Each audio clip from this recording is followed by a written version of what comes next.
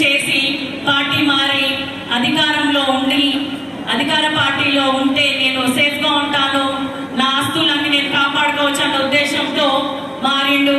ఆయన వచ్చి నేను లోకల్ కాదంటున్నాడు, కానీ కడియం కావ్య లోకల్, ఇక్కడే పుట్టినా ఇక్కడే చదువుకున్నా. ఆయన కళ్ళ ముందే గత 6 ఏళ్లుగా వర్ధనపేట నియోజకవర్గంలో ప్రభుత్వ డాక్టర్గా కూడా పనిచేసిన అయినా కూడా ఆయన కళ్ళు మూసుకుపోయి నేను నాన్ లోకల్ అని చెప్తున్నాడు. కానీ నేను 100% ఇక్కడి బిడ్డనే, రాణి రుద్రమాన్ దేవిలాగా సమ్మక్క సారక్క లెక్క నేను చచ్చే వరకు ఉండేది వరంగల్ జిల్లాలోనే. నేను చచ్చే వరకు కూడా ప్రజల సేవ